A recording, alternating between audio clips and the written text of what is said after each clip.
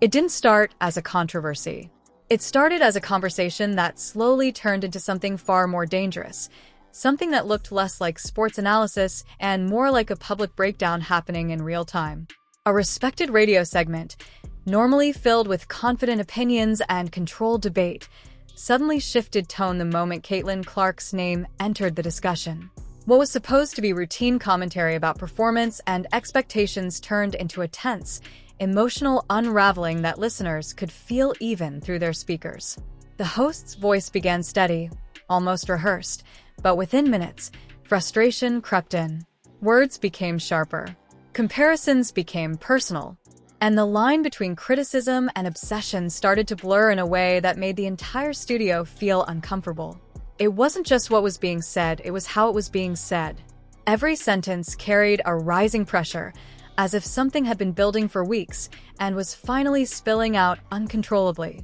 And the moment it crossed that invisible line, everything changed. Clips started circulating before the segment even ended. Fans didn't just hear a take. They witnessed a shift in tone that felt like a psychological collapse unfolding on air. Some called it honesty. Others called it jealousy. But everyone agreed on one thing. This wasn't normal sports commentary anymore.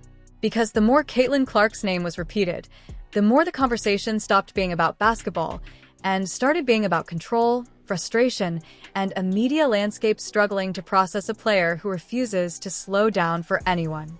And just when it seemed like the moment would fade into another viral clip, a second recording surfaced that revealed the conversation was even more intense behind the scenes than anyone realized. This didn't begin with one radio segment.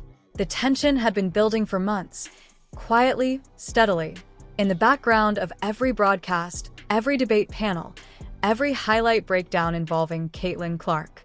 From the moment she entered the league, she didn't just attract attention. She disrupted the balance of how attention was distributed. Every game she played became a rating spike, every mistake became a headline, and every success became a national argument. Inside sports media circles, that shift created pressure that few were willing to admit publicly. Some analysts embraced it, recognizing that a generational talent was reshaping the league in real time. Others felt something different, something closer to frustration. Because Clark wasn't just producing numbers, she was changing conversations. And in doing so, she was unintentionally exposing how quickly narratives could collapse when a player refused to fit into expectations. For veterans in the media space, especially those who built reputations on confident predictions and controlled narratives, this new reality felt uncomfortable. Every hot take about her decline aged poorly within days. Every attempt to downplay her impact was met with clips, stats, and viral highlights that contradicted the argument instantly. And slowly, that pattern started to shift tone. What began as skepticism evolved into defensiveness. What began as critique started sounding like resistance. Behind the scenes, producers noticed it too. Segments about Caitlin Clark were generating more engagement than entire game breakdowns. Social media clips of debates involving her were outperforming actual game highlights. And that meant one thing in modern sports media: she was no longer just a player, she was a media engine. But that engine came with consequences. The more Clark dominated attention cycles, the more polarized the commentary became around her. Every performance turned into a referendum. Every slump turned into a celebration for critics. Every breakout moment turned into frustration for those whose predictions were being overturned in real time. And in that environment, frustration doesn't disappear, it compounds. The radio host at the center of this unfolding situation had spent years building credibility through strong opinions and unfiltered analysis. He wasn't new to controversy. But what made this different was the emotional weight accumulating beneath every discussion about Clark. Each segment felt like another battle in an ongoing war that no one had officially declared, but everyone was participating in. There were already moments before this broadcast where tone had started slipping. Small remarks, slightly sharper comparisons, a growing impatience in how her success was framed. But nothing had fully broken yet. Not publicly. Behind it all, there was also the pressure of audience division. Fans were no longer passive listeners. They were active participants in shaping narratives. Every clip was dissected, reposted, argued over. Every opinion became a battlefield. And in that environment, neutrality became impossible. So, by the time this particular broadcast arrived, the emotional groundwork had already been laid. The frustration wasn't sudden. It was accumulated. The reaction wasn't random, it was built. And when Caitlin Clark's name was brought up that day, it didn't trigger a new conversation. It triggered everything that had been waiting underneath it, and no one in the studio realized just how close they already were to losing control completely. The segment was supposed to be controlled. A structured debate about Caitlin Clark's recent performance, her adjustments to the league, and the growing expectations surrounding her sophomore trajectory. But within minutes, it stopped behaving like a discussion and started feeling like a confrontation that nobody had properly prepared for. The turning point came when the conversation shifted from performance to legacy. The host leaned into a comparison that immediately changed the temperature of the entire room. Instead of analyzing possessions or defensive reads, the discussion drifted into rankings, reputations, and long-term projections. That's when the tone sharpened. Every sentence became heavier. Every pause felt intentional, because Clark wasn't being discussed as a player anymore. She was being measured against expectations that kept changing depending on who was speaking. One moment she was being praised as generational, the next she was being dismissed as overhyped.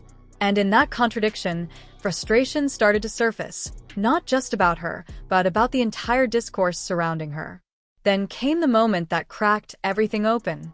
The host made a comparison that instantly went viral the second it left his mouth. It wasn't just controversial, it was polarizing enough to split the audience in real time.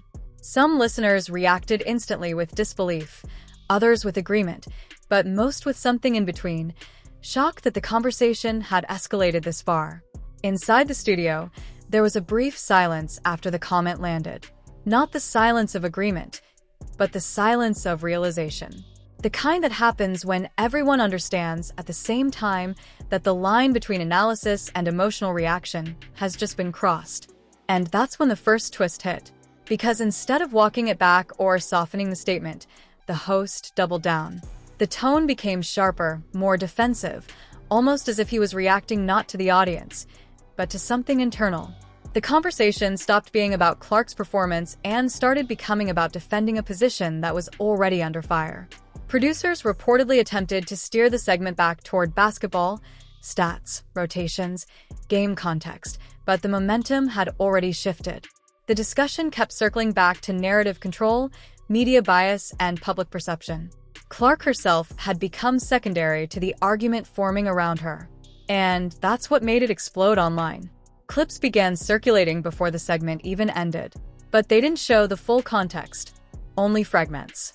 A sentence here, a reaction there, pauses edited to feel heavier than they were. And with each repost, the narrative sharpened into something more extreme than what originally occurred. By the time the full audio leaked, the damage had already begun. The comparison that sparked the reaction was now being replayed across platforms with commentary layered on top of commentary. Analysts, fans, and former players all began weighing in, not just on Clark, but on the way she was being discussed. And then came the second twist, because buried in the extended version of the broadcast was something that hadn't made it into the viral clips, a moment where the host admitted, almost unintentionally, that the pressure around discussing Caitlin Clark had become unlike anything he had experienced in his entire career. A rare slip, brief, unguarded, and immediately overshadowed by the surrounding controversy. That single admission changed the framing completely. What looked like confidence in viral clips now looked more like strain under pressure. What sounded like conviction now sounded like something closer to exhaustion. And just as the conversation threatened to stabilize, a final comment, half frustration, half disbelief, was made off mic, barely audible, but still captured in the recording. And that was the moment everything stopped being just a debate and started becoming something the entire sports world would not be able to ignore. After the clip detonated across social media, the situation didn't cool down, it accelerated. What started as a heated radio segment had now evolved into a full-scale media event, with every sports platform, podcast, and debate show dissecting not just what was said, but why it was said with such intensity. Caitlin Clark's name was no longer just part of the conversation. It was the center of a growing storm that was pulling everyone into it. The host, now at the center of backlash and support at the same time, found himself in a situation that most media figures dread. His words were no longer his own once they left the studio. They were being clipped, reframed, slowed down, sped up, and analyzed in isolation. Every pause was turned into meaning. Every sentence became evidence. And every reaction online only added fuel to the fire. But what made this escalation different was not just public reaction. It was what started happening inside the media ecosystem itself. Other analysts began responding, not just to defend Clark or criticize the host, but to take sides in a much larger debate about sports media culture. Was this about Caitlin Clark's performance, or was it about how female athletes, especially those with massive visibility, are discussed when they become unavoidable cultural figures? The conversation stopped being about basketball strategy and started becoming about power. Who gets to define narratives? Who gets to decide what counts as fair criticism?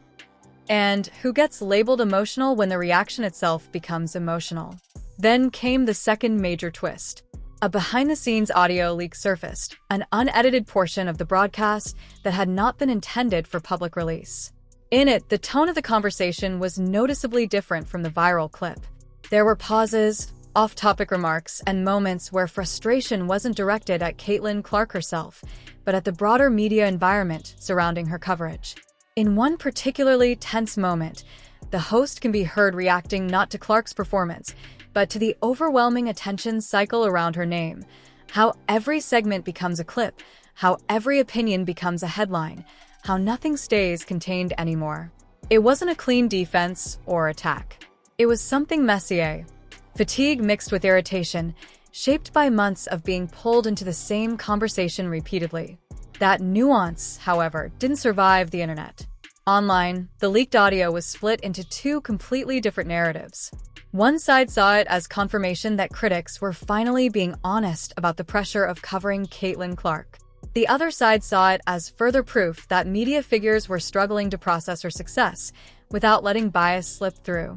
And in the middle of that divide, the situation escalated further when additional commentary from former players entered the discussion.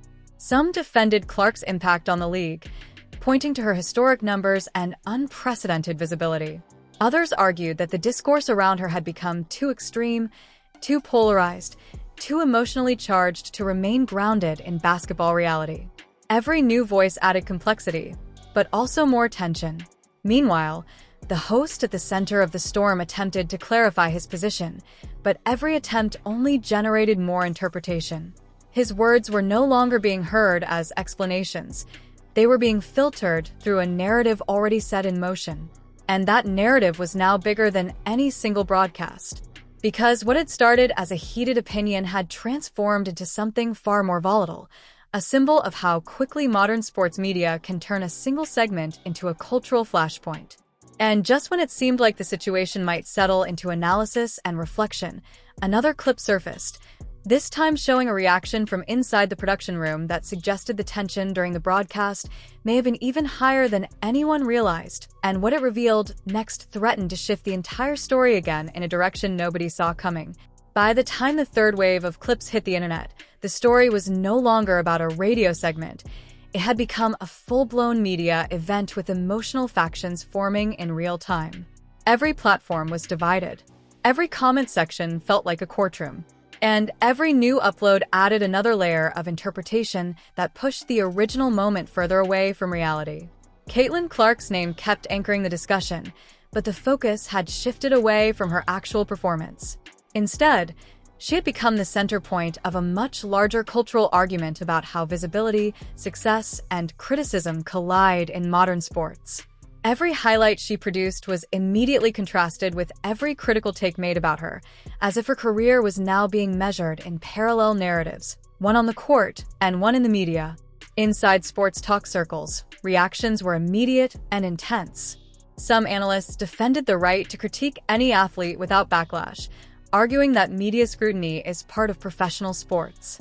Others pushed back just as strongly, claiming that the tone surrounding Clark had crossed into something more personal, more emotionally charged, and increasingly detached from basketball itself.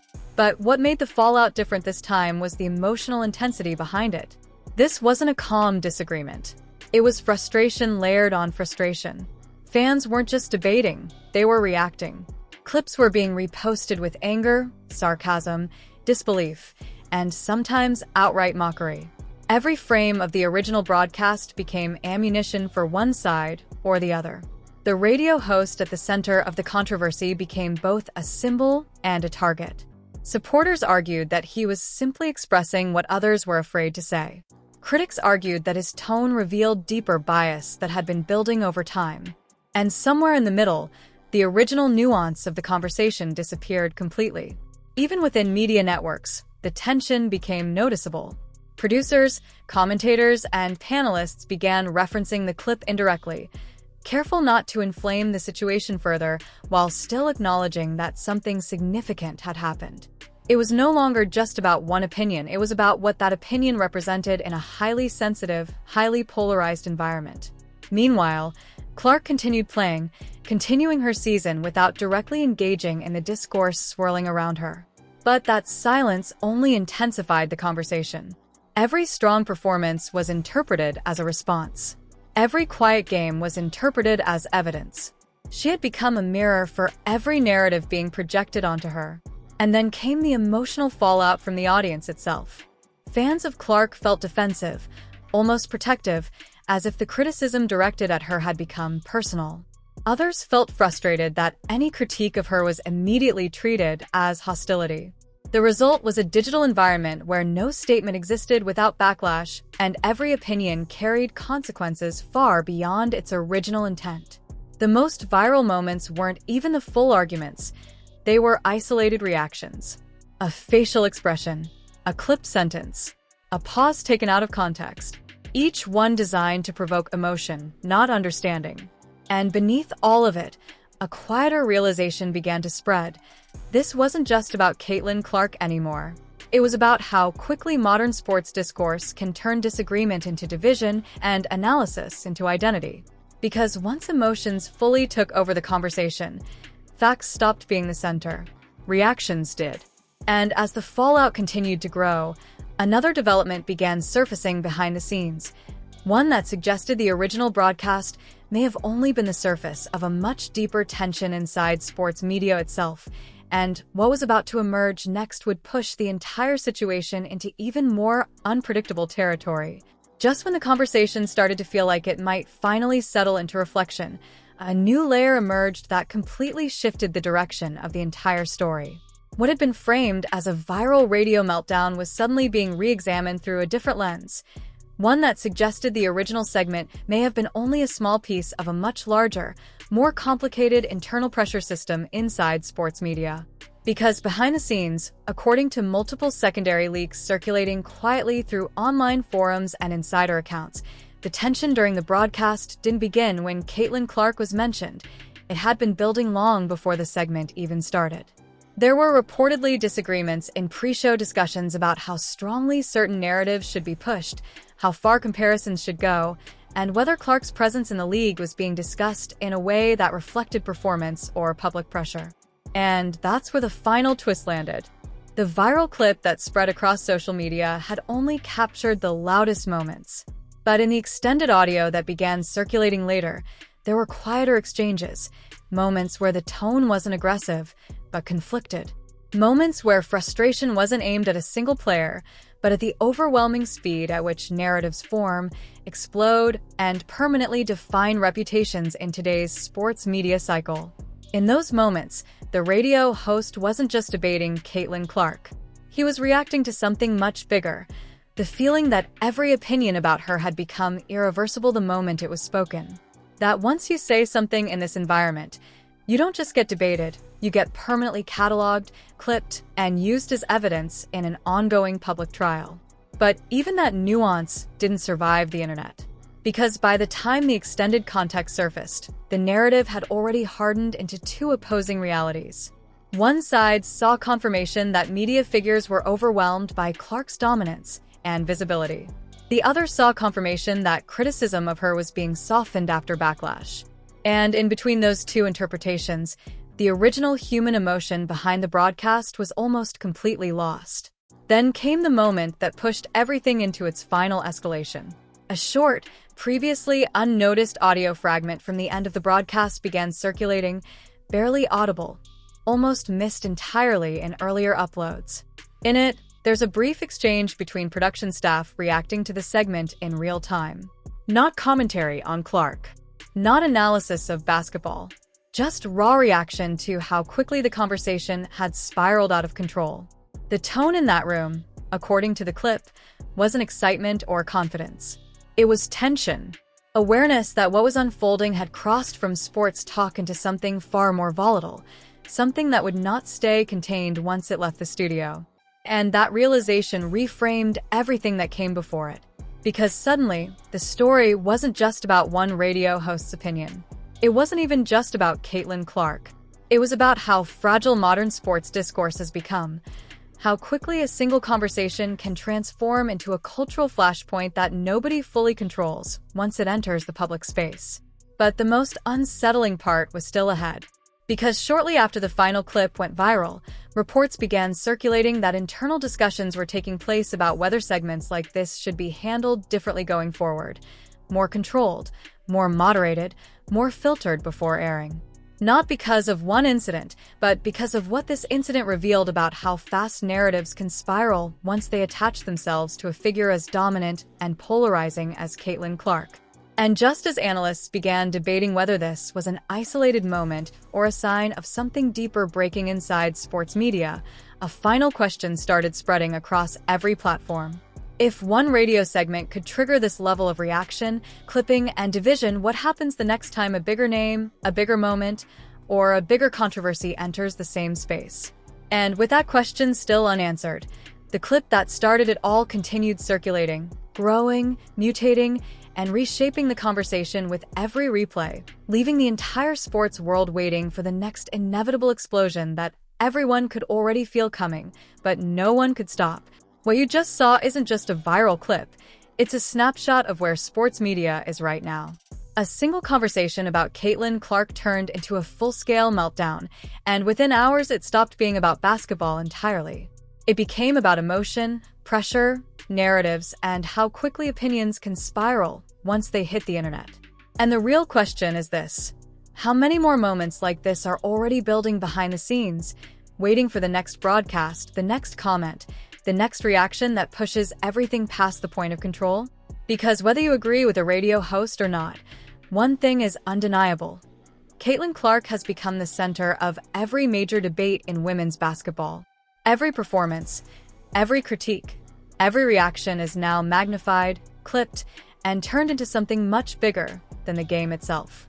And that means the story isn't ending here. If anything, this is just one chapter in a much larger unfolding storm around the league, the media, and the way modern sports narratives are created and destroyed in real time. So now I want to hear from you. Was this a fair critique that went viral for a reason? Or did Caitlin Clark's impact finally push the media into a breakdown they couldn't handle? Drop your thoughts in the comments, because the debate isn't slowing down anytime soon. And if you want more unfiltered breakdowns like this, make sure you're subscribed, because the next story might be even bigger, even louder, and even more controversial than this one.